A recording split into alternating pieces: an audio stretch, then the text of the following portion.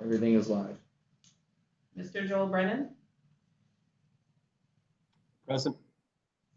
Mr. Grady Crosby, Oh, he's not at his. He's taking care of his mouth. okay. He's coming back. Mr. Grady Crosby,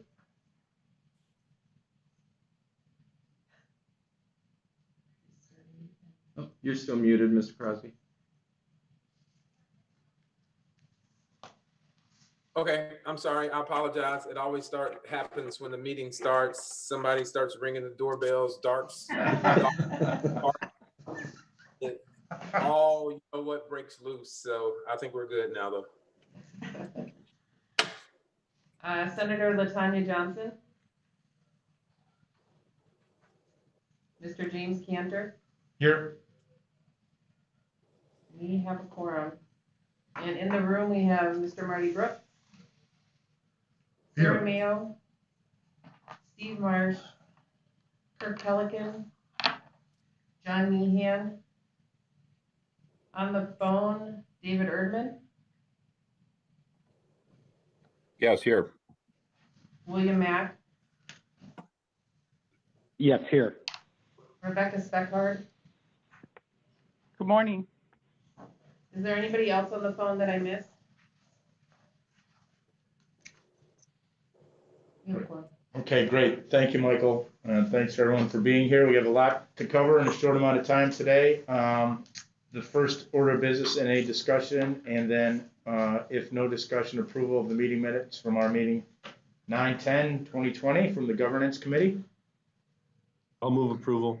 Brendan. Look for a second. Second. All in favor, aye? Aye. Aye. Any opposed? Okay, approval, meeting minutes are approved from 9/10/2020. Thank you. With that, I will move to go to Steve Marsh to give us a financial update. Thank you, Mr. Chairman. Today's financial update is a brief one and not supported by any documentation in your board packet today. Nevertheless, I do want to address the 2020 forecast and the status of the 21 budget. As it pertains to the 2020 forecast, we've seen little movement in the numbers we presented to the board last month that showed net income before depreciation loss of 2.6 million. There's not much risk left in the forecast for the remainder of the year, and management is not overly concerned that our net income number will move much before year end. As it pertains to the 2021 budget, immediately after this meeting, management will be formally presenting the budget to our finance committee for their review and hopefully get their recommendation that the full board adopt the budget at next Friday's board meeting. This budget process has been a challenging one to say the least, in part because of the environmental and market conditions we're operating in are volatile and constantly changing as news around COVID is updated on almost a daily basis. Nonetheless, management has developed a budget that we believe is conservative, grows net income year over year, grows our restricted revenue balance year over year, and positions us to capitalize on the recovery that we expect to see at the end of 21 and into 22.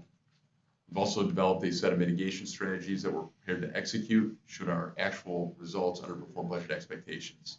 So you should expect to see budget documents in your inboxes no later than Monday. And if the committee has any questions or concerns prior to next Friday's board meeting, please don't hesitate to reach out to me or Marty directly. Any questions on forecast or budget process? Senator Johnson, have you joined the call? Yes, I have. Thank you. Great, thank you. Good morning. Good morning. Sorry I'm late. All good. That's the extent of my update today, Mr. Chairman. That's it. Okay, great. Thank you. Any questions for Steve on financials? All right, with that, section 4, the committee may convene in closed session pursuant to. We're not going into closed session. We're not. No. Okay, then we're not. We're not going to go. We're going to discuss the expansion. Yeah. Well, thank you, Mr. Chairman. Thank you, members. Marty will lead that. Thank you, Marty. All good. Thank you, Mr. Chairman. Thank you, members of the Governance Committee. As you know, going back to April 2nd, the full board approved a resolution that allowed us to move forward with the expansion project of the Wisconsin Center.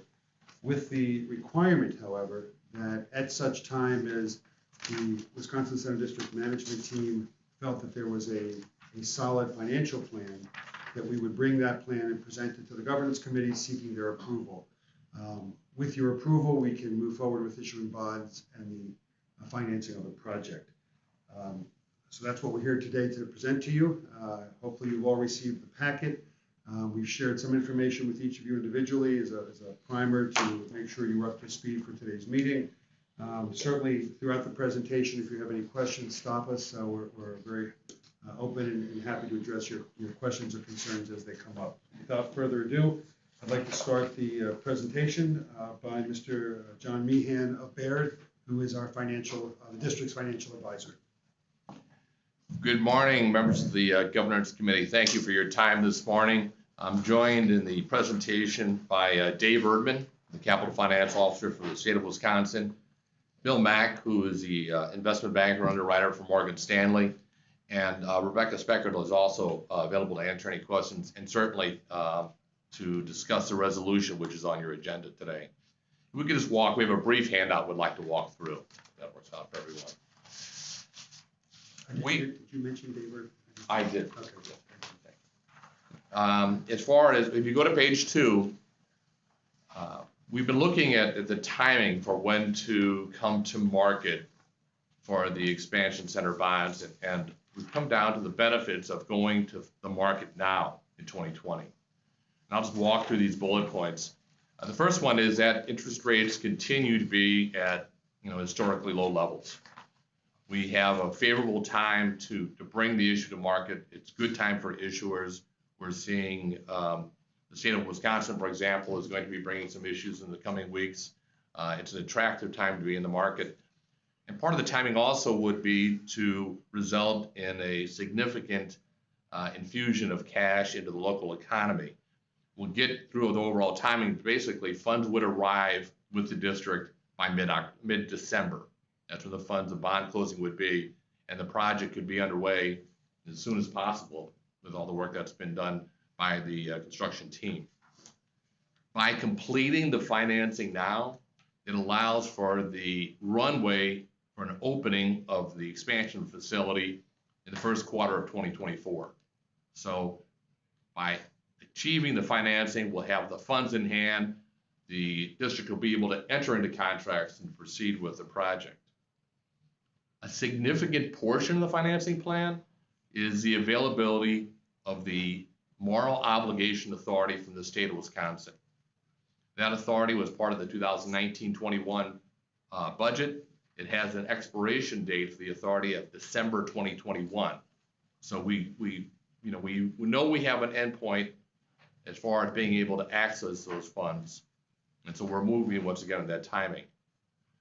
We also need to look as far as the additional bonds test for other debt that's outstanding of the districts to test revenue levels. And the revenue level test right now is the 2019 revenue numbers. As you're all well aware, the tax revenues will be significantly lower based on 2020 numbers. So testing against 2019 is significant. Waiting until next year, waiting until 2021 and having the 2020 revenue numbers actually will result in our needing to delay into the future when revenue levels return from the 4 taxes. And the bottom comment is that as far as the bond market, based on the sale we did for the first week of June, and now that was a taxable financing, what we're proposing here is a tax exempt financing. But based on the reaction of the market to your issues back then, we think that there is going to be strong interest. And frankly, what we're seeing is an interest coming back to the tourism-related type industry. So we are seeing an interest in the marketplace, and that we think there's going to be a receptive market. We're also going to be striving to have these being callable bonds with the typical traditional 10-year call. Now that's getting into the little weeds a bit as much as we're trying to make sure that it maintains flexibility going forward. I'm just going to click to the next page, and I'll be happy to answer any questions as we go along or at the appropriate time. John, Dave Erdman from the state of Wisconsin. With respect to the moral obligation, I just wanted to highlight that, that is a statutory change that was made. All of the conditions to provide that moral obligation have been met pursuant to Wisconsin statutes. The state has completed its review, and the only document that's needed in order to invoke and provide that moral obligation is a certificate of Secretary of Administration, which the state should be ready to provide parallel to pricing of these bonds when the pricing occurs. So I just want to pass along that all the statutory requirements related to the moral obligation, other than that last certificate, have been met. Thank you, David. And John, just so I'm cool, and I know we've talked about this, and we would not be able to fully finance the project until 2024 at the earliest, based on this. If we didn't. Yeah, by not, From that. I'm just trying to exactly, understand, by yeah. not moving to the market in 2020, Yep. the additional bonds test, which would then, we would lose a year. Right. We would have to wait till there's a recovery, which could be the 2023, 2024. So it would have to be the test of the 23 year based on analysis which has been performed by your revenue study consultant, HVS, who's worked with the district for a number of years. They're an independent consultant from the group. So we wouldn't be able to start until 2024. That's correct. Right. Okay, I just want to make sure we're all clear Thank on you. that. That's, Well, and Jim, just for clarification, when you say start 24, that would be start the next phase of design, which Correct. means we're not breaking ground until 25, which means we're not opening until 27, early 28. and that's the point. I think it delays everything significantly, Yes. and I think those are important things for all of us to understand and know as well. Thanks. Thank you. On page 3, the chart we're sharing with the committee is just, it's a historical benchmark rates. The MMD is a municipal market data sheet. What the sheet really reflects is tax exempt rates, and it's to show that from left to right, going back to 2015 to the right to where we are presently, rates continue to be or have moved to historically low levels. You'll see a spike, which is about mid-March, which is when COVID hit. We all backed away, put pens down, and now return. And we're on the right side, which is saying, let's go to market. The rates are there. Let me pass it on to Steve Marsh to comment on page 4. Yeah, this page does a pretty good job of summarizing the taxes that the district collects, which secures our debt service that's issued through the general resolution. 3 of the 4 taxes, the basic room, the food and beverage, and the car rental tax, are all restricted for debt service only. The additional room tax is first pledged to debt service, but should those other 3 taxes be sufficient to meet debt service obligations, that tax can then be used to fund operational needs, such as visit Milwaukee payments, payroll obligations, things of that nature. If you recall, this board, the WCD board, took meaningful action at the April 2nd board meeting to strengthen future restricted tax collections. The basic room tax was increased from 2.5% to 3% effective January 1, 2021. And the board also voted to eliminate the sunset provision of the candy bar tax. This was a portion of our overall food and beverage tax that was due to sunset in 2033. Absent any board action, the board eliminated that sunset provision. In total, in 2019 dollars, those actions were approximately $2.6 million in value on an annual basis. There are no more actions this board can take under current state statute to increase any of the taxes the district collects. The graph at the bottom of the slide shows a pretty reliable rate of return on our taxes over the past decade. Certainly the COVID-19 pandemic was an interruption to those consistent returns. You see at the top of the page, in 2019, we collected about $38.5 million in revenue. In 2020, we're expecting that number to be closer to $22 million. So it's a significant decrease. I think the good news is, however, that we expect by 2023 for those tax revenues to recover back to 2019 levels. And just one other comment before we move on from this page. The restricted revenue balance, which is the balance that we call sort of our rainy day fund for debt service payments, is in as healthy a position as it's ever been. We're projecting to start the 2021 year at 17 million and expecting that balance to grow to 23 million by the end of 2021. I think that's really positive news for this board. It's something that Marty and I have been talking about for the last 3 years in terms of an overall strategic financial plan. How do we strengthen that balance? And we were able to do that via the June debt transaction. So, Bill, I think that's a good segue into your slide here on the next page. Great, thanks, Steve. you know, really was did do exactly that in terms of allowing there to be a pretty substantial cushion of restricted revenues, not only just for 2020, but also into 21 and even into 22 as the account COVID. And, you know, we're in, the district is in a very, very good position from a tax perspective going forward. And on that transaction, as John mentioned, not only was it important to the district, it was also very well received by investors, and indeed also very well received by the rating agencies for the district to proactively deal with you know, the decline in taxes from COVID.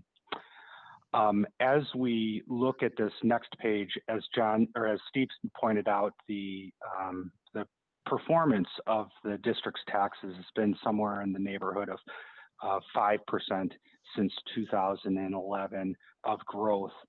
As we project that going forward, or actually as HVS projects it, because we have to hire an outside expert to do these projections, they're projecting growth somewhere in the 3 to 3.5% growth range, which is conservative and also allows for the district to you know, be conservative in how it structures its debt service.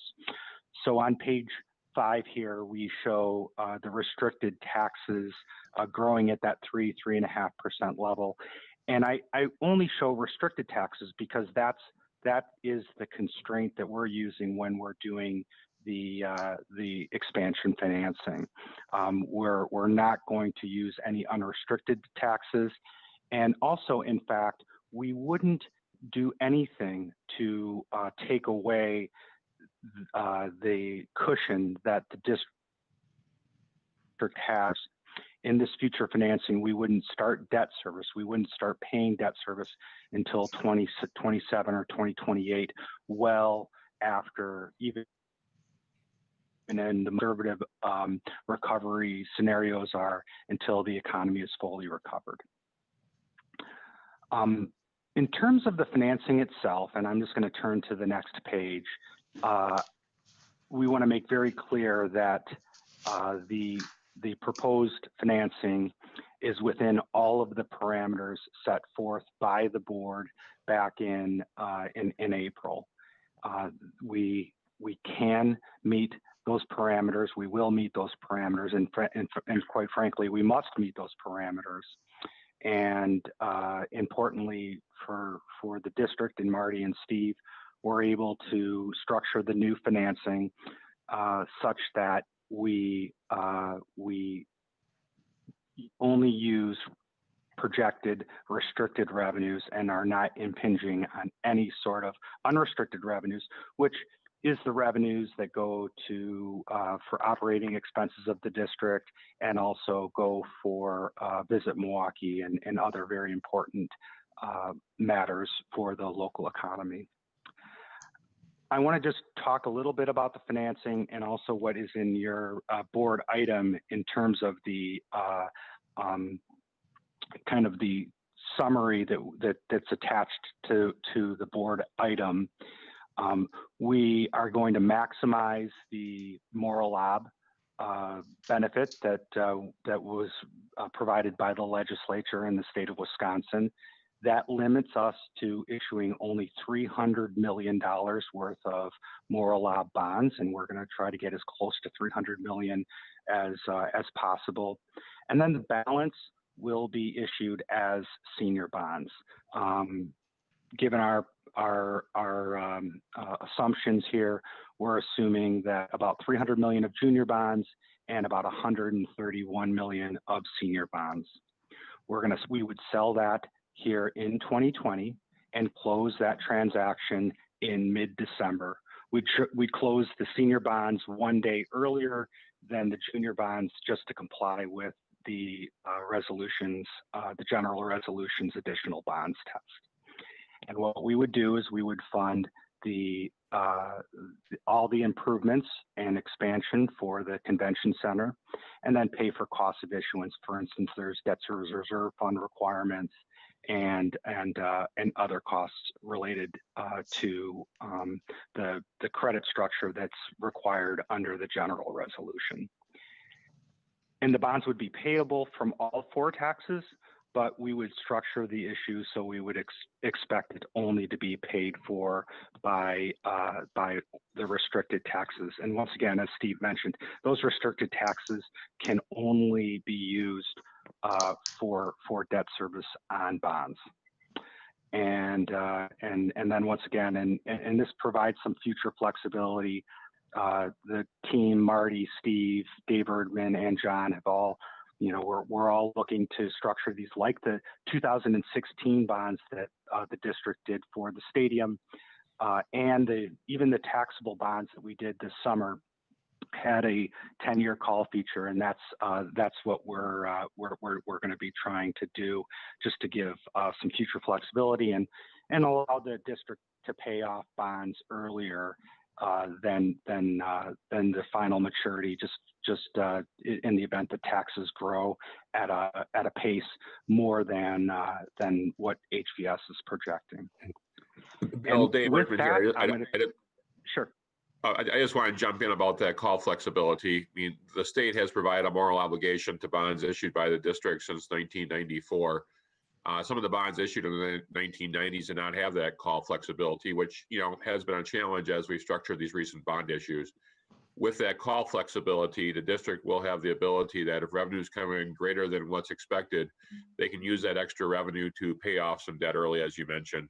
The state of Wisconsin just did this actually last year. Secretary Brennan and Governor Evers noticed that we had a large good balance from fiscal year 19, and we paid off about $60 million of debt. Without the call options built into the bonds that we sold and priced, we don't have that option. So hoping that we can use that again here for the benefit of the Wisconsin Center District. So that's one thing that, my value of the transaction will be, is to really work with Bill Mack and his underwriters to make sure that the financing here does provide that flexibility for the district going forward. That's a great point. Great. Thanks, Dave. Really important. Thank you. Well, why don't I turn things back over to Marty. Thanks, Bill. Bill, thank you, and Dave for your comments. Very helpful to understand what we're looking at. You may recall back in March, we shared with the board 5 objectives that Steve and I had identified to really guide the finance team in preparing the financing plan moving forward. And they're laid out in front of you. The initial, there's no degree of importance. These are random order, but we needed to make sure that that whatever financing package we put together, we could fund the entire cost of this project, including monies allocated within the budget for project contingency.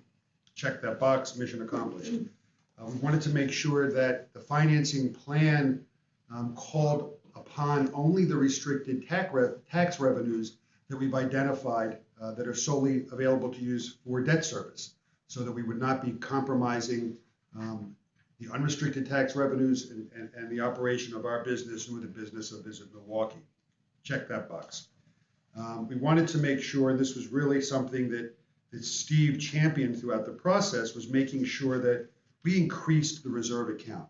We were down at a very low reserve level that was troubling only in the sense of adding to sleepless nights. We weren't in a situation where we felt we were going to need additional funds per se, but there was no cushion for any type of blips in the screen.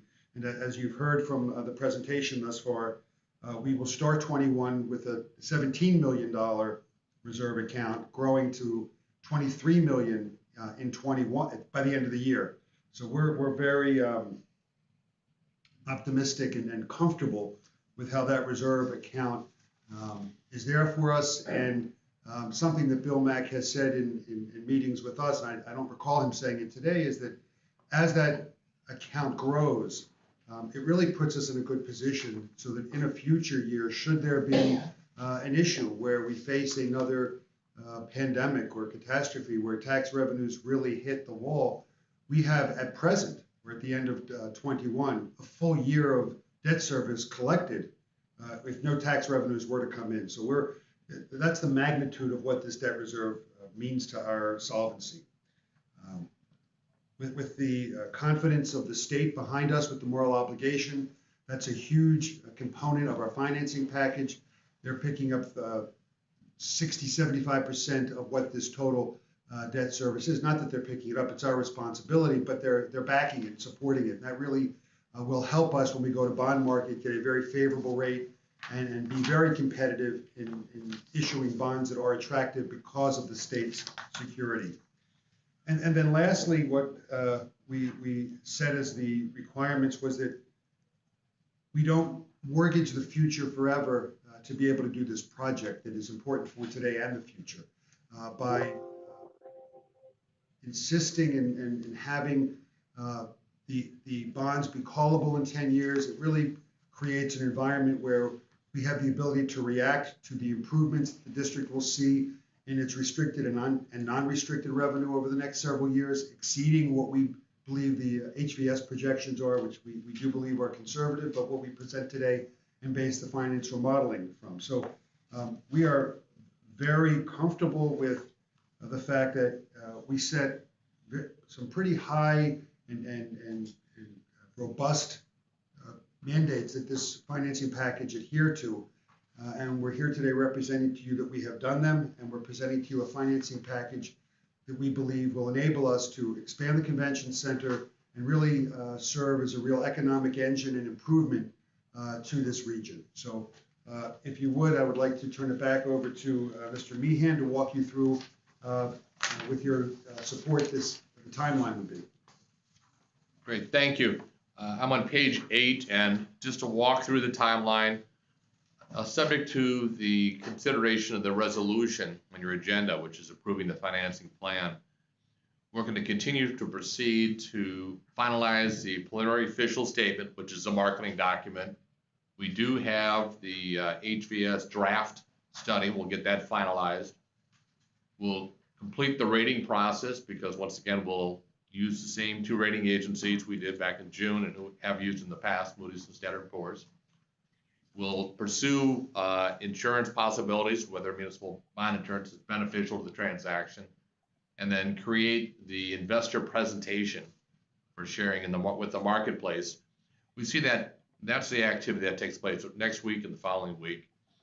With the bond pricing itself, late October, possibly into early November, but let's assume late October, and the bond closing, the transfer of funds, which I mentioned earlier and Bill touched on, in mid-December, when funds will arrive at the district. Project underway and the opening in the first quarter of 2024. Let me kick it back to Marty at this point, unless there's any questions, Chair, that you have. I would just open it up for the rest of the committee members if there are any other questions on what we've gone through. I think some of you are familiar with this a little bit, but any questions? Okay, great. Marty? Thank you, committee, for allowing us to present to you. Thank you, all the members of the committee and your staffs for the hours and hours that have gone into getting us to today. Really appreciate that. As I went to bed last night, what hit me really was the leading question that I would be asking if I were on the other side of this meeting, and that is, why now? Why, in the midst of a global pandemic that is taking a heavy toll on the hospitality industry, is the Wisconsin Center District Management Team recommending to move forward with an expansion that will require significant bonding? Why? Well, as you've heard, financing is predicated on a 3-year look back, similar to a rolling average for the tax collections. If financing is not secured by the end of 2020, it cannot realistically be brought back for consideration until 2024 at the earliest, since the 3-year look back will include the decimated 2020 tax collections. Why now? If the district does not secure funding by the end of fiscal year 21, we lose the state's moral obligation of $300 million. Why now? Well, interest rates are at historic lows. If we wait to finance, then not only will interest rates almost certainly be higher, but so too may the cost of materials and labor. Why now? With the full return to convention business anticipated in 2023, opening an expanded Wisconsin Center in Q1 of 24 will position Milwaukee to ride the wave of the resumption of the meeting and convention business. That's why now. What about the competition? St. Louis, Indianapolis, Columbus, Louisville, Nashville, 5 of our 13 peer and aspirational competitive cities. Next week, St. Louis will issue $105 million of leasehold revenue bonds for the city's share of a $210 million expansion of its convention center, adding 92,000 square feet of new exhibition space, 65,000 square feet for a new ballroom, pre-function space, and kitchen. Indianapolis is in the approval process of borrowing $155 million to expand the Indiana Convention Center by 300,000 square feet. In 2017, Columbus, Ohio, completed a $140 million expansion, adding 137,000 square feet of new space and the renovation of 800,000 square feet of their existing space. In a bold move from 2016 to 2018, the Kentucky International Convention Center in Louisville completely shut down to facilitate a $180 million makeover of their 192,000 square foot exhibition hall, 40,000 square foot ballroom, and 59,000 square feet of meeting space. As for completely new convention centers, in 2013, the Music City Center in Nashville opened as the darling of the meetings and convention industry, a title they still hold. They brought to market a 350,000 square foot exhibition hall, 21,000 square foot ballroom, and 52 meeting rooms in the heart of Music City and across the street from the home of the Nashville Predators at the Bridgestone Arena. Downtown, right by the arena.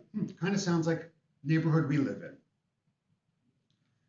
To event planners, the number one factor in selecting a facility is its availability. We're missing out on business because we do not have the available space when planners want it.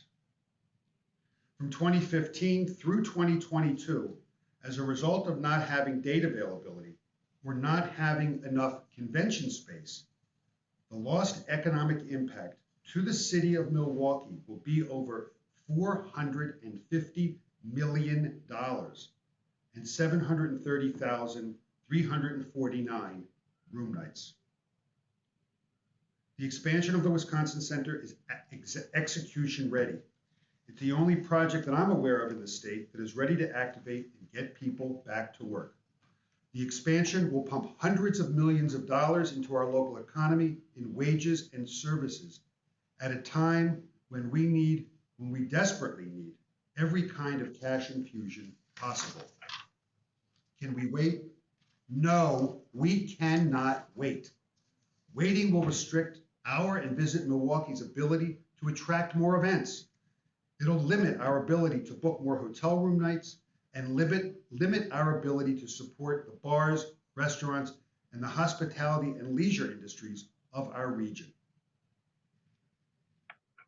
Your approval of the responsible financing plan we have presented to you this morning demonstrates our fortitude to getting this project done at budget and on time. As the district's management team, we continue to be transparent and forthcoming in every detail of this project, from selecting the design and construction teams and developing the funding presented to you today. Funding that provides the flexibility essential to make sure the expansion of the Wisconsin Center can survive the short term and, along with the region, capitalize in the long term. During my almost 3 years at the helm of the district, The soul of the organization has been transformed into a vibrant, hardworking, finely tuned unit that has finally gained the respect of the public and private sectors, and hopefully the trust and confidence of the district board. We are poised to transform the bricks and mortar of the Wisconsin Center in which this soul resides. Why and why now? I hope we've answered those questions for you today. I thank you for your attention. I thank you for allowing me to have this opportunity to plead with you the importance of this project. Mr. Chairman, this completes our presentation and ask that the Governance Committee take action to approve the resolution as presented. Thank you, Marty. I would ask the rest of the committee if there are any questions after Marty's statements. Okay, great. If there are no questions, I'll entertain a motion to approve the resolution, approving this financing plan, and to issue the bonds to commence the expansion. We'll ask for a motion to approve. Mr. Chairman, I would like to make that motion to approve. This is Grady Crosby. Thank you, Grady. We'll ask for a second. This is Joel Brennan. I'll second. Thank you. Well, all in favor? Aye. Aye. Not required. Okay. Aye. Sorry. Yep. Any opposed? Thank you. The motion is approved and carries. Hey, Jim, Yes. this is Joel. Can I just say, I think of the people who are on the governance committee, at least as it's refashioned now, I'm probably the elder statesman, which I hope all of you feel good about your age and health because of that.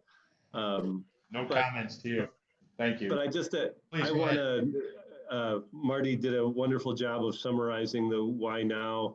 And I know that there still will be those who will say, you know, that doing this at a later date or not doing this at all would be a course that others might take. And I just want to say, one, how proud I am to be part of this and to be part of kind of where this is. We're at a time where there is so much challenge and so much hopelessness.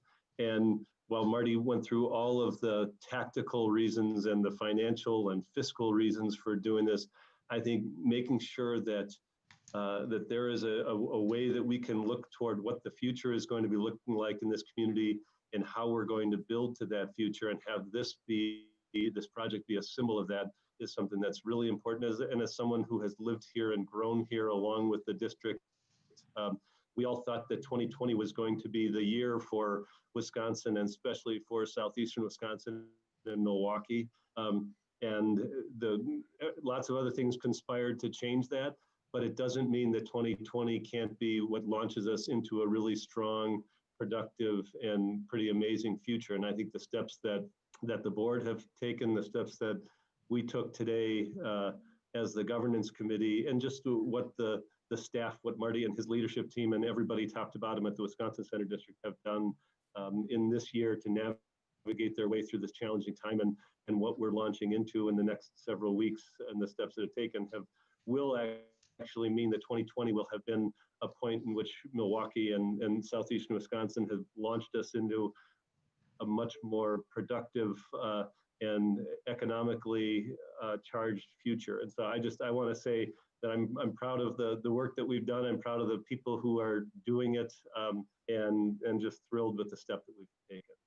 Thank you, Joel. I don't think I can sum it up any better. Is it Grady? Did you say something, or Latanya? Is that sorry? No. No, I don't have anything to say. One thing that I would like to just share with you, but I'll hold that for a moment. I want to thank you for your support of this recommendation. It really puts us, the region, in an unbelievable position to take what is a dark spot of a year and turn this into a real bright spot and a shining a beam of light and hope for the, I feel like a phoenix rising from the ashes today. But one thing that we in hope and anticipation that your votes would support our recommendation. Sarah will be sending out, if it's not already, or may be coming from Michael, but we have developed a statement, talking points, background on everything we've been doing for the past 2 years here for this project, as well as a series of what we believe will be frequently asked questions that we'll be distributing to you, as well as the full board in moments, if not already, and as well to our staff and anyone else who wants them. If anyone should be posed with a question or get an inquiry that they're uncomfortable with, please direct them directly to Sarah Mayo.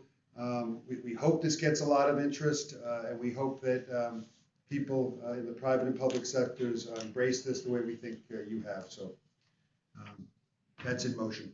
Great. No, that was, I want to make sure we're all stay on point with those points. They're very, very strong discussion points or any statement points from all of this. So let's just stay on those as they come out, because I'm sure we'll be asked questions. So with that, I guess, Marty, you're continuing to stay on with our CEO update. And it's been quiet around here. Nothing going on. Yeah. We've been sitting around watching the clouds go by.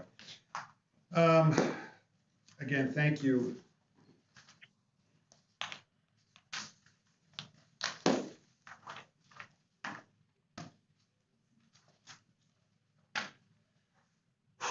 Sorry.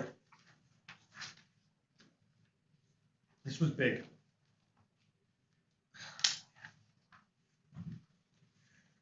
I'll tell you, March and April, or through even through, I didn't think we'd get to today.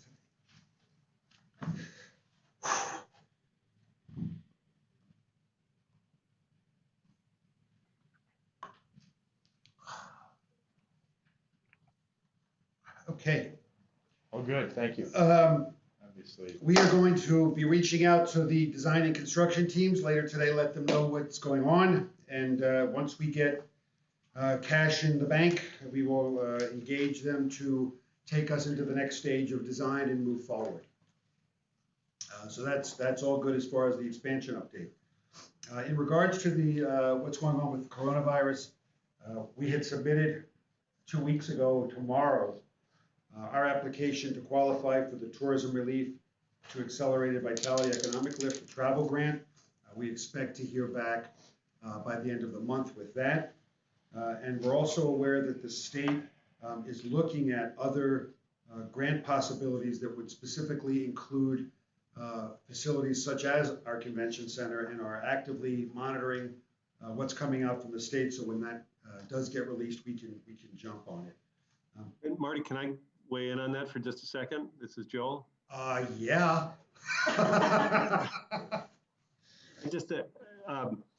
I want to make sure people are aware. So earlier this week, the governor announced about $115 million of additional support that would go directly to businesses in the state of Wisconsin. And this is all part of the Coronavirus Relief Fund, which is the $2 billion that the state of Wisconsin got that was part of the CARES Act that Congress passed way back. I guess now it was I forget if it was in March or April. And that was Wisconsin's portion of that. And of that $2 billion, about half of that is going directly into responding to COVID-19 from the public health standpoint. So whether it's the contact tracing, testing, work that has gone on with the Wisconsin National Guard, the construction of the alternate care facility at State Fair Park, and all of those things that the PPE, ventilators, all of those things represent about half of of those resources. The other half, the governor had discretion on to do other things with. So about 200 million of that has gone directed towards local governments around the state.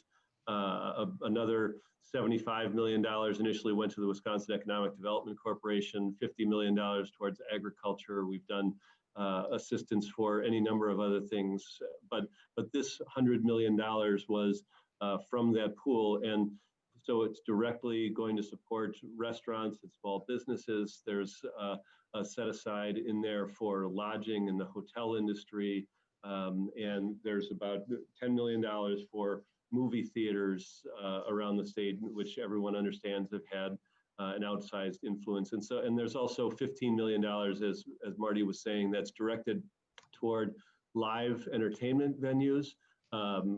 Things as you could think about the, examples like the Pabst Theater, the Turner Ballroom, Marcus Center, other things like that.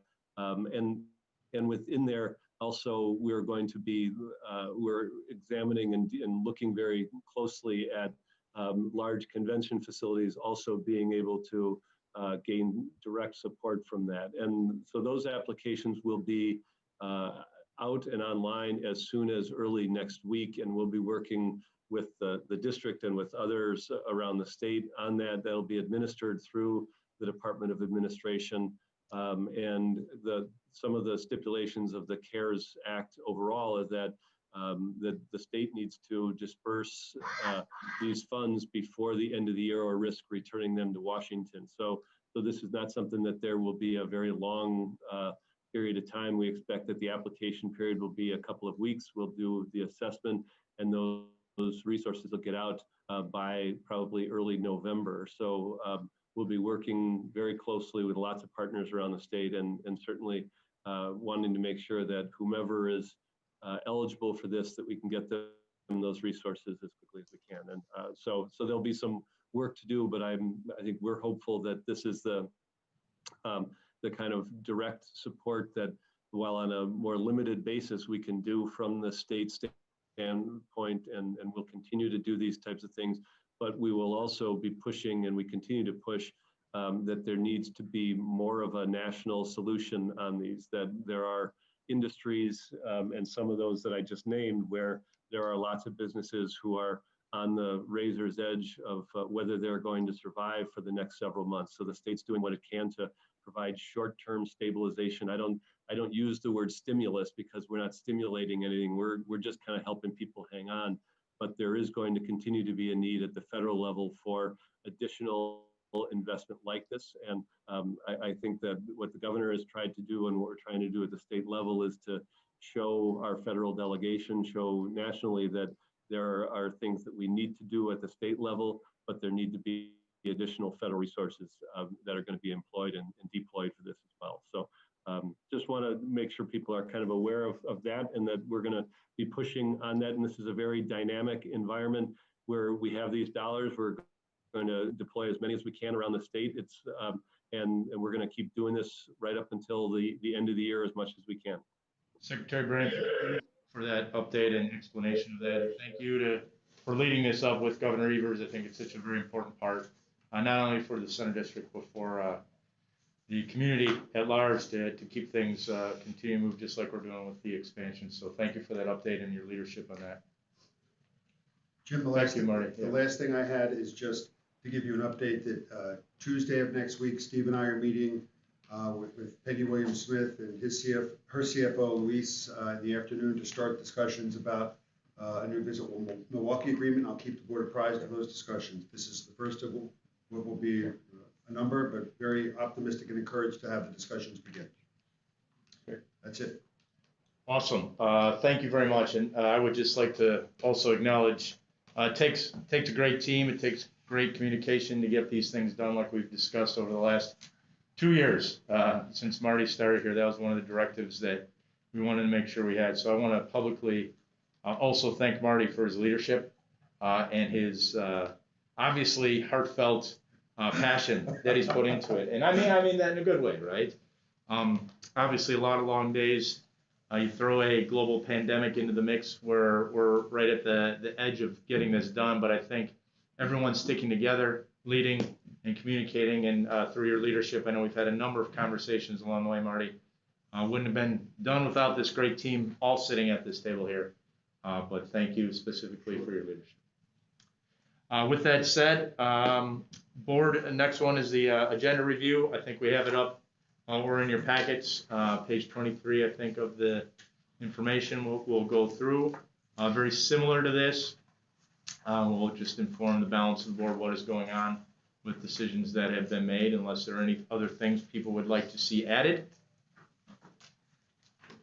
Mr. Chairman, if I can just, Yep. just underscore that the board meeting on the 16th, not to take, stand in the shadow of today's committee meeting, but we will be presenting to the full board our 2021 budget, and we'll be looking for the board's approval at that meeting. Correct. Thank you. Any other additional topics? I think that'll be enough to cover, probably for one board meeting. In addition, previous board meeting, we had asked for a list of nominees for the various positions, officer positions at the WCD.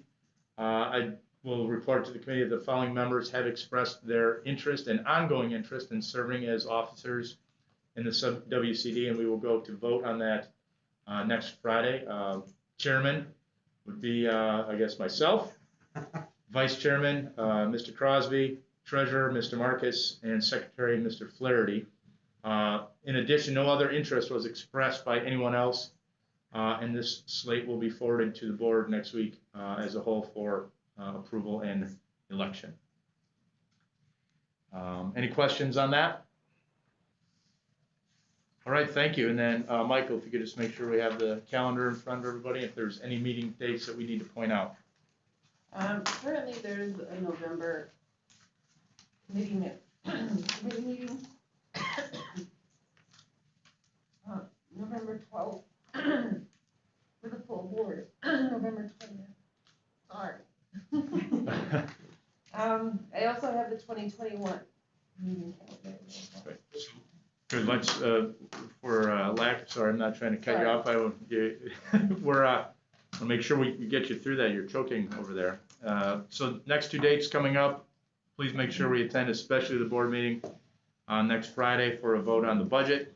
And then the other meeting dates, please put into your calendars. And if any conflicts occur, please let us know as soon as possible. And we'll be able to try to be as flexible as possible as well, depending on those things.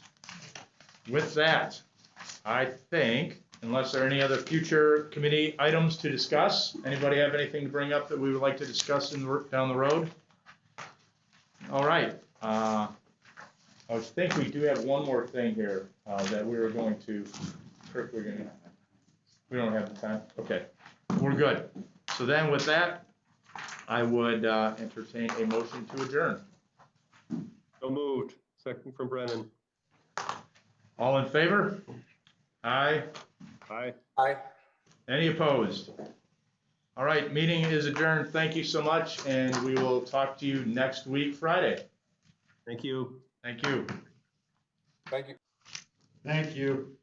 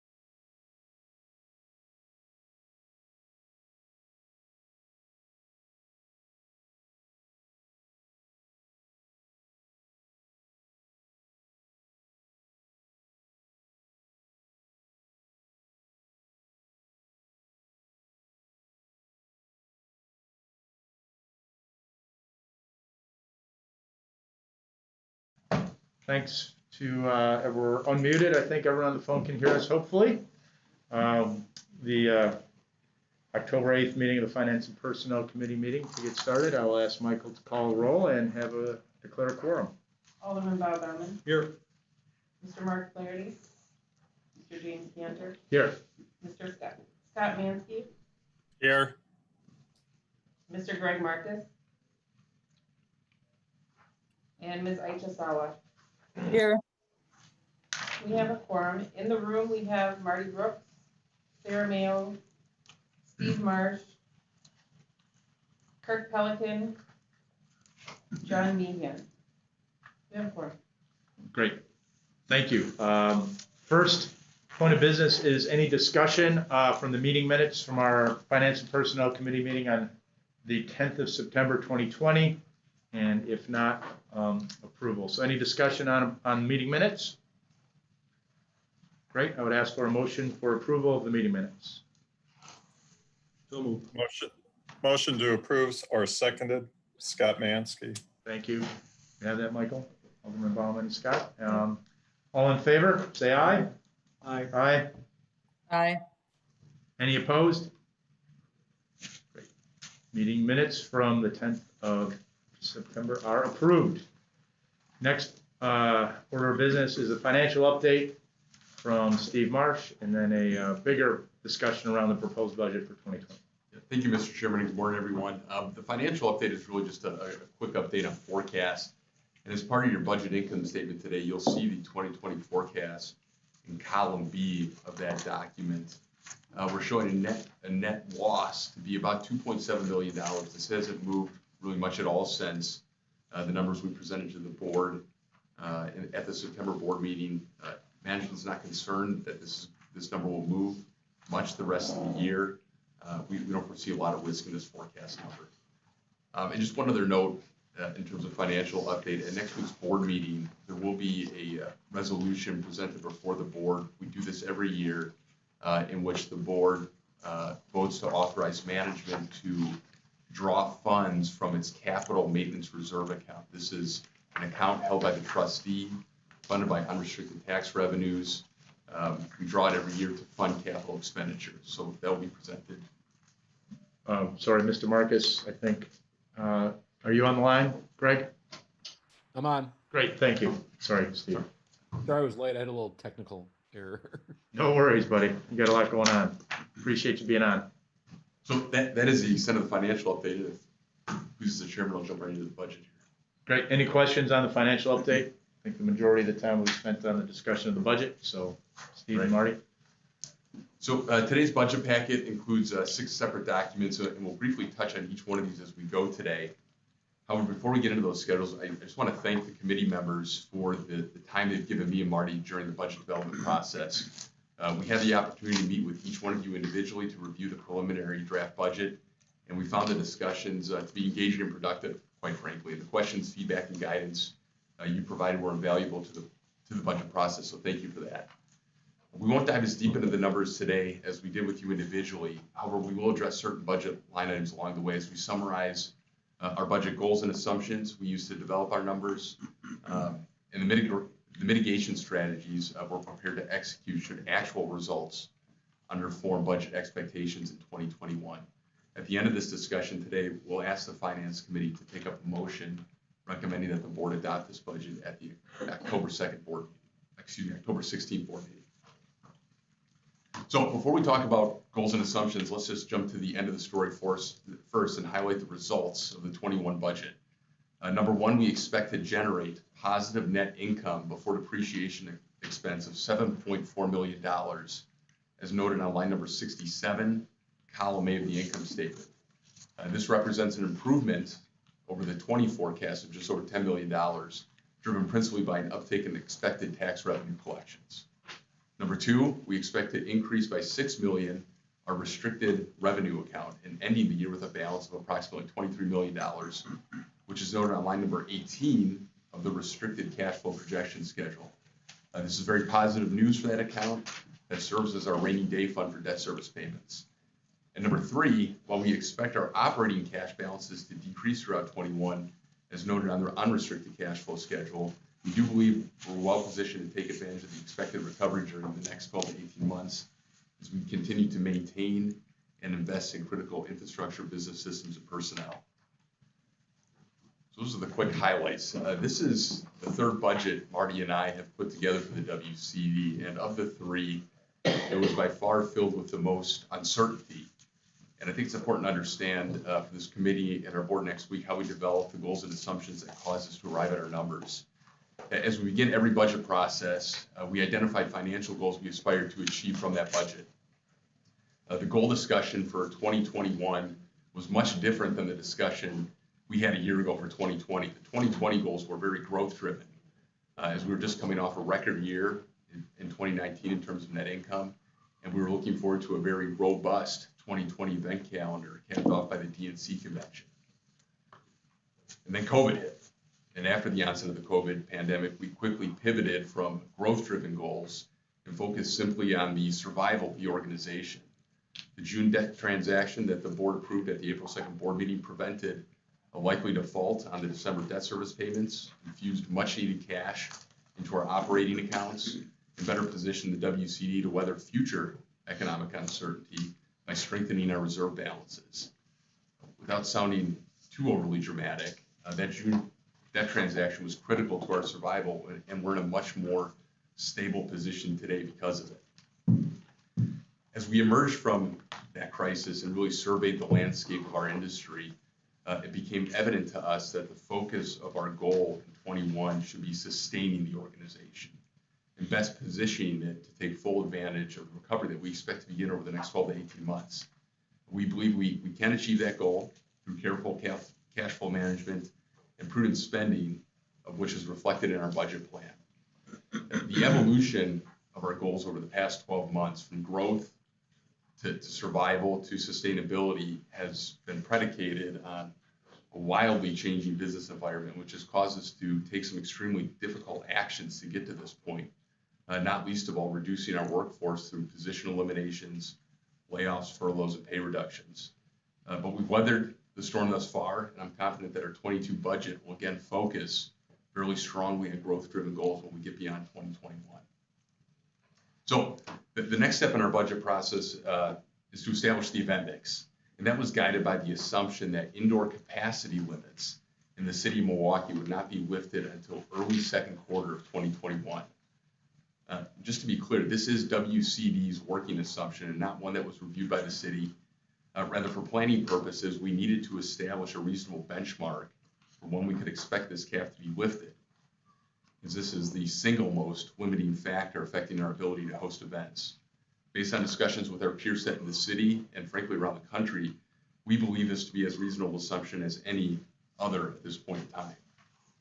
In a normal year, meaning a non-COVID year, the process of developing the event mix would consist of counting up the number of confirmed events in our calendar and then adding to that a certain number of unknown events that we would expect to occur but aren't yet booked or currently known to us. We call those events blue sky events. This year, in 21, there are no blue sky events budgeted for. And we actually removed events from our budget that are on our booking calendar. In terms of our meetings and conventions business segment, of the 103 events in our calendar, we included only 64 in our budget. And of those 64, we further discounted estimated revenues to account for smaller attendances and less spending on ancillary revenue streams such as food and beverage and parking. As it pertains to our arena team business segment, we've assumed no events until the fall of 21. And to be clear, the teams themselves have not confirmed this is a working assumption for us to use for budgeting purposes, but we believe it is a prudent assumption to make for 21. And lastly, our concert business segment assumes a much lighter concert mix relative to our 20 budget. When we budgeted for 50 events, 21 budget assumes only 24 events, with most of those events expected to occur in the last 4 months of the fiscal year, hopefully in the midst of a recovery. Any comments on the budget? No, so far, right on point, Steve. Thank you. You'll notice that while the budgeted number of events is projected to increase year over year by 30 events, and that's shown on the budget event mix summary schedule, we're actually showing a decrease in our net operating income of approximately $1.7 million, and that is line number 29, column C of the income statement. Because we've discounted some of our revenue streams and further assumed that some of our larger events that generate more profit are out of budget due to national and international travel concerns, we're assuming less revenue generated per event and less revenue coverage over operating expenses. This results in the decrease in net operating income. As we move down the income statement, as I mentioned before, we expect tax revenues to increase year over year, which is line number 35, and are driven by projections provided by HVS, a third-party consultant we use to project tax revenues. We don't believe these growth assumptions are overly aggressive as we transition into a period of recovery in 21. You'll notice non-operating expenses are up by about a percentage point year over year, as noted on line number 66, column D. As it pertains to some of our expense numbers, including wages, we were perhaps a bit aggressive in how we budgeted in these categories, considering the revenue levels we're expected to generate. A concept that the senior management team has constantly wrestled with throughout the budget process was balancing short-term cash relief versus long-term operational risk when assessing expenses and budget cuts. We're constantly talking about talent retention in our organization. It was discussed at length when we implemented staffing cuts in April, and then again in September, and it was discussed at length during this budget process. We do know we will have to operate at full tilt again, and we know we have to do it in a way that satisfies our 3 pillars of success: be bold, be proud, and be experience obsessed. To achieve that means to continuing to invest in personnel and business systems that allow us to operate efficiently even in down years. So to be clear, I believe our budget responsibly meets our goal of financial sustainability, but careful consideration was given also towards sustaining the culture that we've worked so hard to build here over the past 3 years. And just one last comment on the income statement. I think we can feel very positive about the condition of the 21 income statement, particularly since the revenue assumptions are somewhat conservative and we are producing a net income number. Or did you think of it? No, I think when I'll chime in, not that I won't beforehand, but I do want to add when we speak about what we have in place and when I have developed as far as dials to turn in the what-if scenario. So just taking a quick look at the restricted cash flow schedule for just a moment. I've already mentioned the relative strength we find the restricted revenue account in. I just want to reemphasize that point because it's a topic Marty and I have discussed with one another and with members of this committee since September of 2018. Building up this reserve has been a key component of our long-term strategic financial strategy here, and we accomplished that in June through that debt transaction. And management is certainly proud of that achievement. I think the board should be too. The last page of your packet today highlights the unrestricted cash flow, and we expect to end where we expect to end the year in terms of an operating cash balance. Our current projections have us ending the year with approximately $4 million in operating reserves. Should actual results underperform relative to budget, we have outlined several mitigation strategies we can take to minimize cash outflows. Number one, we can tap the $1 million operating reserve that the board authorized management to access as part of the authorizing and supplemental resolutions passed at the April and May board meetings. To be clear, this is not currently considered as part of our budgeted cash flows, but it remains available to us should we need it. Number two, we can continue furloughs and layoffs and hit the pause button on the new hire positions that we currently have in our budget. Number three, we can further reduce discretionary spending in areas such as advertising, promotions, and targeted repair and maintenance categories. Number four, we can reduce or defer some amount of our capital expenditures. Our Vice President of Building Services and his team are actively developing a plan to implement these types of projects in the second half of the year. This gives the management team time to understand how the 21 fiscal year is unfolding and our wherewithal to pursue these projects. And number five, we can work with Visit Milwaukee on their payment schedule. It's not something that we like to do, but they've been a good partner with us thus far through 2020, and if called upon in 21, we would expect to continue that partnership going forward in that regard. And just one other point here, not a mitigating strategy that we can hang our hat on with any certainty. The WCD is constantly pursuing state and federal grant opportunities, which Marty will touch on briefly in his CEO update. But It's something that we're relentlessly pursuing. However, it's not included today in any of our budgeted cash flows. Anything to add? No, Steve, you're good. Keep going. Okay. Well, I think to summarize, and what's important for this committee to take away today is that this budget is one that management believes to be conservative and not overly aggressive. And should 21 begin to play out in such a way that shows the financials underperforming relative to budget, we have mitigation strategies in place that, if executed, will allow us to preserve cash and ride out the storm. And I just want to say the opportunity here for upside certainly exists. Regardless of our budget assumptions and the number of events that we've included in budget, the WCD team and Visit Milwaukee are actively advancing all of the events that are currently on our calendar, in addition to working to book new event activity into 2021. It is possible and perhaps even likely that some of the events not in budget do in fact actualize, which would be a net positive variance for us.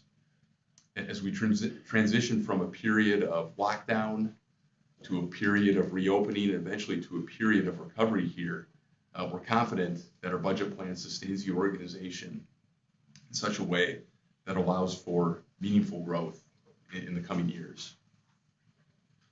And with that, I'll take any questions that the committee may have. Does anybody on our Finance and Personnel Committee on the phone or in person have any questions on the budget? Okay, great. Steve, thank you. The only thing that I'd just like to add to what Steve has said, and we've talked about this when we met with each of you separately, we really struggled with putting this budget together.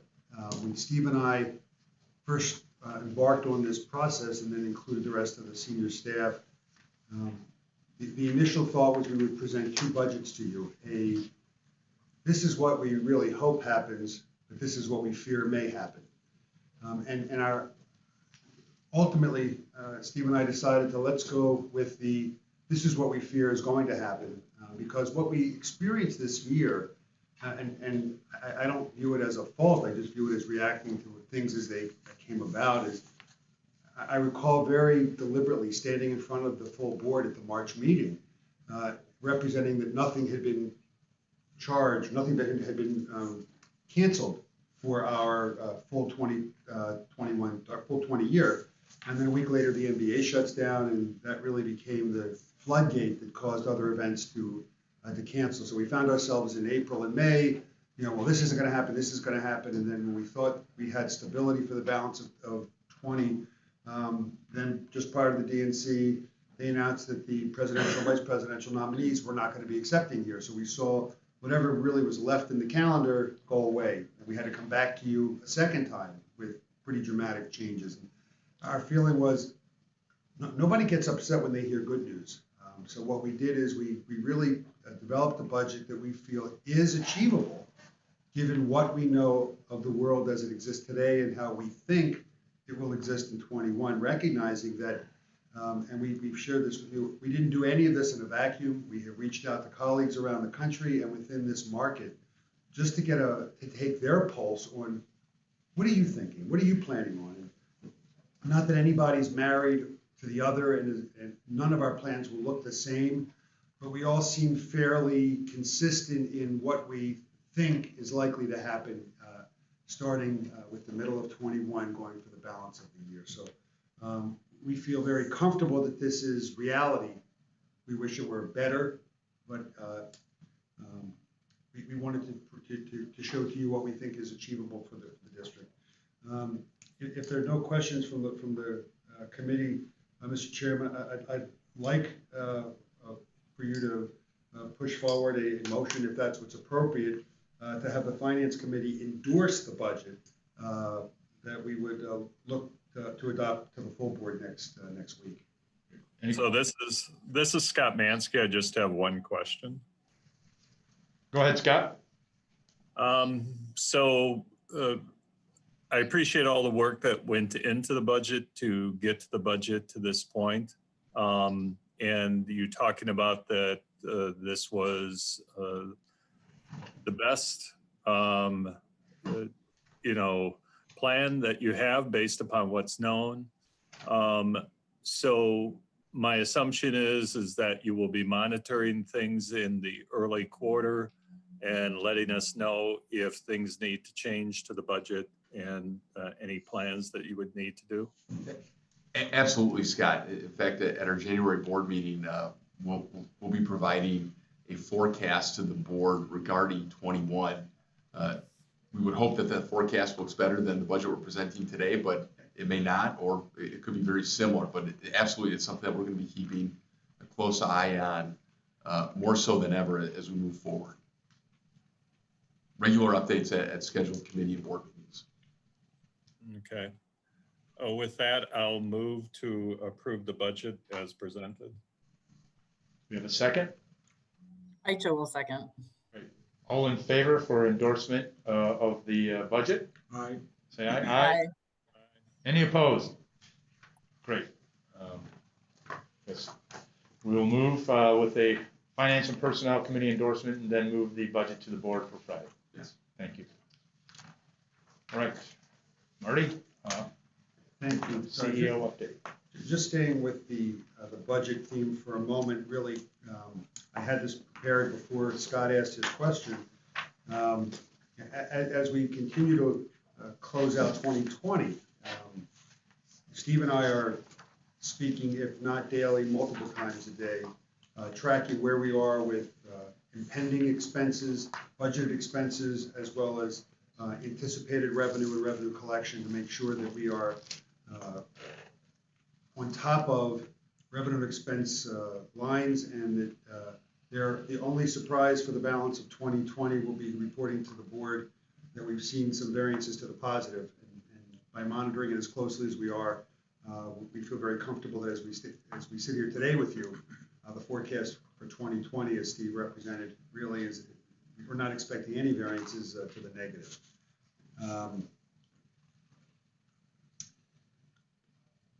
Earlier this morning at the Governance Committee, we brought up to the committee, as required in the resolution that was passed April 2nd by the full board to expand the convention center. The requirement was that we come back at such time to the Governance Committee and share with them a financing model that we felt was reasonable and seek their approval to move forward with the financing of the project. We did so this morning with representatives from Baird, Morgan Stanley, Quarles and Brady, the state of Wisconsin through David Erdman, and presented that model. It was put to a vote and was unanimously approved by the Governance Committee to move forward. Bill, John, if you would just, for the Finance Committee, if you could just walk them through the timeline as far as what happens next so that they can understand the flow of funds. I'd be happy to. Thank you. Good morning to the committee. This is John Meehan from Baird. Just to walk through the timeline as Marty had suggested. The working group has been drafting up the offering document. We've reached out to the rating agencies, Standard & Poor's and Moody's, who rated the district in the past. We've also reached out to bond insurers to see if it's economically beneficial for the district to use bond insurance. The expectation is that over the next week, we'll find out more information from each of those parties. We'll bring closure to the offering statement itself and begin the marketing process on the week of the 12th, carrying over to the week of the 19th as more information becomes available. With that, we would be looking to bring an issue to market the end of October, possibly early November, but most probably the end of October, with a bond closing and the transfer of funds to the district on December 15th, so that funds are on hand by the end of the calendar year, which is important on the timing, which will allow for also the district to enter into contracts and move forward for a completion of the expansion by the first quarter of 2024. Thank you. Great. Thank you. Question. Yes, Bob. What does all that do to the budget we just approved? Nothing. So there's no debt service until when? The debt service actually will be going to market with our capital appreciation bonds. And as such, the first debt service payment will be beginning 2027, maybe 2028. The district has used that type of instrument in the past on other issues, and it allows us to work around existing debt. It allows us to work within the projected flow of revenues to support the debt service in the future. So we're really out to 27 or 28 before we see any debt service payments on any on the proposed issue.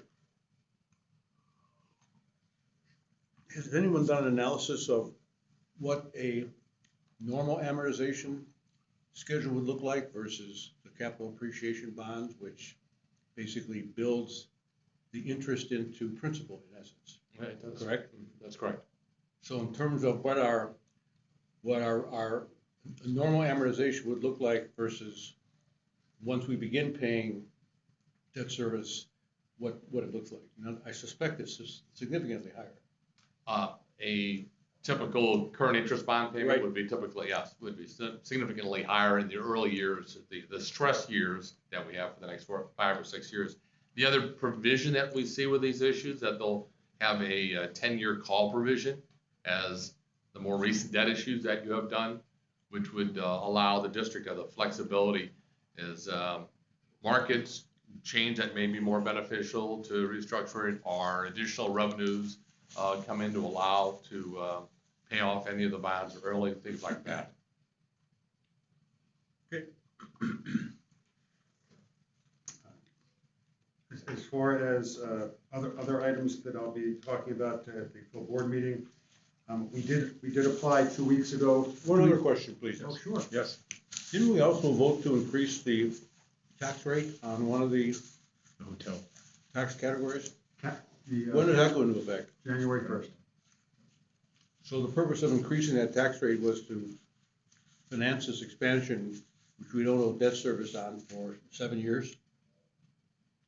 Well, I think, sorry. No, it's increasing by 0.5%, the county hotel tax. Right. It's restricted revenue that can only be used for debt service payments. So as Steve was talking before about increasing the reserve fund, that extra 0.5% will go into that reserve fund balance. Okay.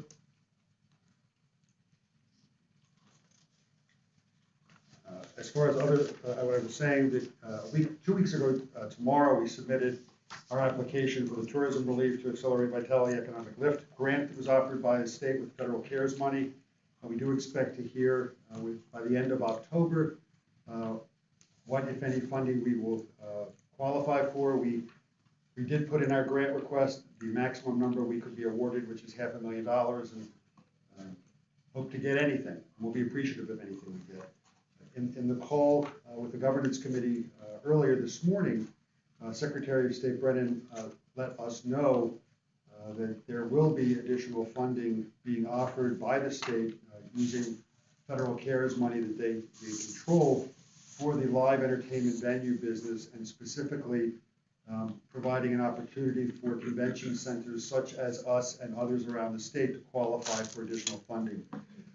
He indicated that grant application should be available sometime next week, which we will obviously be closely monitoring and apply for. And it's my understanding that any of this money has to be awarded by the end of this year. So that money would be sent to us, and I don't know how it will be reconciled, Steve, for either grant that we get cash-wise, but however it can be recognized, we're going to put it in the bank and be happy to see it. Lastly, just two things, actually, sorry. We did submit an application a week ago Friday, for the GBAC Star accreditation. That is as I've talked about before, the gold standard for cleaning, disinfecting, and virus control in facilities. Hope to hear by this time next week, if not the latest, just before the board meeting starts next week, be able to share with you that we have been accredited and how that affects how we're looked at by event planners. And then lastly, just as a point of reference, a point of information, on Tuesday of next week, Steve Marsh and I are meeting for the first time with Peggy Williams-Smith and Luis, who is her CFO at Visit, to begin the discussions to explore a new agreement with Visit Milwaukee. So I will keep you apprised of those discussions, but as I said, they commence Tuesday of next week. Mr. Chairman, that's all I have. Great. Are there any other further questions from the committee members? Great, thank you for all your work, everyone, to get this done and continue to see us through this. I think we're in a pretty good spot, all things considered. Last couple items for the meeting, agenda review. We have a board meeting on Friday. We'd ask everyone to be there where we will vote in full board to approve the budget for 2021.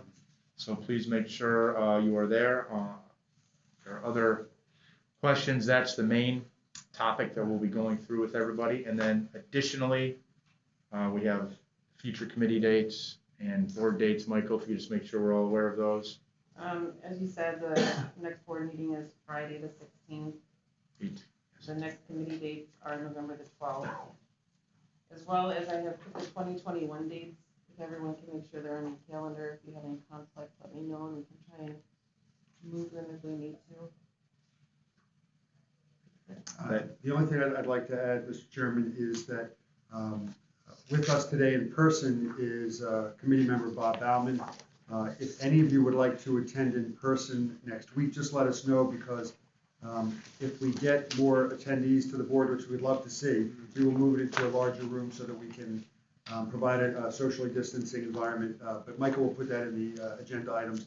We need to know by Wednesday of next week what the attendance will be so we know where to have the meeting, but it will be either in this room or probably in the 200 complex with more space for everyone. But you're welcome to attend. And as I made sure I shared with Alderman Bauman, because he and I enjoy the same thing, which is a nice, hearty, warm breakfast. That breakfast will be served. Well, so do I. Well, you eat fruit. That's not a hearty, warm breakfast, okay, unless it's an oatmeal. Anyway, breakfast will be served, and we'd love to know if you're going to be here so we can order accordingly, because one thing Bob and I are not going to share is our breakfast sandwich with anybody. So. You always have plenty. So I would also just like to acknowledge the continued communication and dedication of this committee to go through these. It's been a heck of a year for everybody. I know that. And the constant communication, the questions that people have had to push us, and Marty, you and your team into the right direction. Steve, you've done a phenomenal job keeping everything steady and moving and going. And I know it's been tough on everybody, but the constant communication and questions that everyone's had and involvement has been great. And I think it's been even better than we've had in years past who have been on the board. So again, thank you. Thank you for all your efforts to continue to move the Center District forward. And I know we'll have great times ahead with all the work that we're putting in right now, and hopefully, and I know those things will all pay off. So, Chairman, if I may add, please. I've said this to most all of the committee members individually, but for your benefit, Mr. Chairman, Steve and I rely very heavily on this committee. We use them as a sounding board. It's a very mixed group of people, has always been a mixed group of people with different agendas, different public and private sector, and it really helps Steve and I, as we look to run this business, get insight into areas that we may not be as familiar with. So we really do appreciate the honest feedback. Sometimes it's not what we want to hear, but as a wise man once said, feedback is non-negotiable. So we want that feedback, and we really do respect it, and can only run the business to your satisfaction if we hear it and then are able to respond. So I thank you for your commitment and your time, especially a meeting like this when I know everyone has other things to do. Thank you. Good. Thank you, Marty. With that, are there any other items that this committee would like to discuss in this forum with our committee, Finance and Personnel Committee, or for a board topic committee? Please speak now or send them in to us, and we will certainly put them on the docket for consideration and discussion. All right, with that, we would like to entertain a motion to adjourn. So move. Alderman Ballman. Any second? Seconded, Scott Mansky. Thank you. All in favor of adjourning, please say aye. Aye. Aye. Any opposed? All right, the Finance and Personnel Committee for October 8th is adjourned. Thank you so much for your time, effort, dedication, and we'll see you next Friday. John, I'm